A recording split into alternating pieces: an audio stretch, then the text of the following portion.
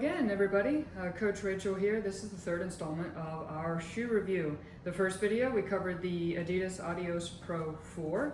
The second video, we did a review on the Puma Fast R Nitro Elite 3.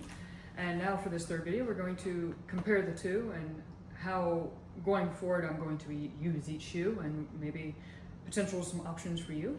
So, as in previous videos, there's a little bit of a weight difference. You're looking at about an ounce between the two. And I did say that this shoe carries its weight well, even though it's an ounce heavier, it rolls very nicely. And this being an ounce lighter, when you put it on, it doesn't even feel like you have a shoe on. It's ridiculously light. Both shoes come with this aggressive rocker. So again, if you have metatarsal issues or calf Achilles issues, please keep that in mind. For these shoes, if that is an issue, straight up, I'll just tell you that the Nike Alpha Fly 3 is pretty forgiving. It does not have as much of an aggressive rocker design, I mean, and it will maybe be a better option in that regard. But back to these two shoes. I can't say that, you know, definitively, as I've not run a marathon in a couple of years, but if I had to right now, I'm going to marathon in this shoe, and I'm going to half marathon 5K and 10K in this shoe. This one is just so much more stable under my foot, and when you're out there, you're going to break down. Your form's going to break down to some degree. When you hit that 20-mile mark, I just think this is going to get tiresome to run in. And even though everything about marketing says that this is the faster shoe, there is no shoe that compares in efficiency to the Puma. That being said, when people are running those tests, they're not running for 3 or 4 hours. So there's only so much data you can quantify from that. So just keep that in mind. I think it's a good idea to think about the longevity of a shoe. And yeah, you might have to try a few shoes out in a couple of different workouts to see what's going to work for you. I don't know that this is, I think it's priced about $50 high. I don't think it's worth quite everything that we're paying for it. So, but again, hey, it's marketing. If people pay for it like I did, then hey, go on Puma. And I think it's a wonderful shoe. I enjoyed my workout in it. But my foot's not going to be very happy in this for a half marathon distance or marathon distance even.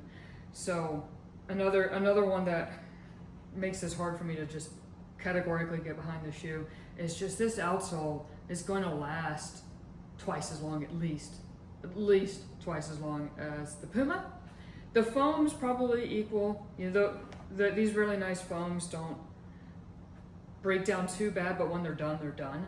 So I have nothing but praise for both of the shoes' foams. They're very responsive and they're soft and they're going to protect your feet.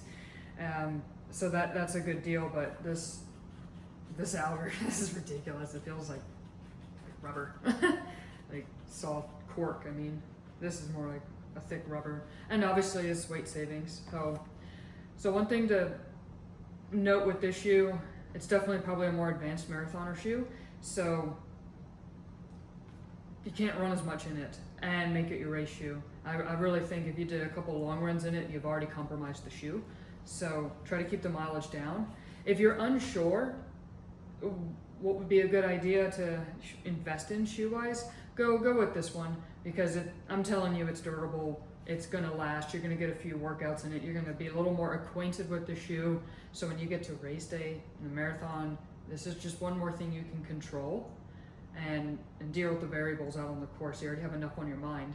So I think this would be the more trustworthy shoe through the whole deal.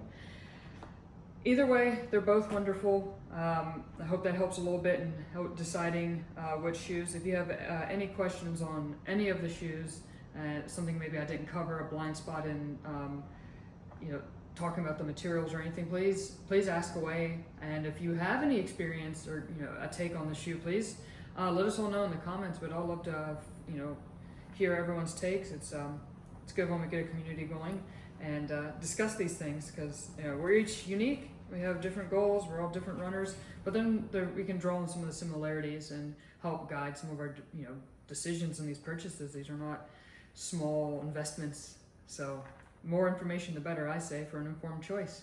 Until next time, everyone, take care.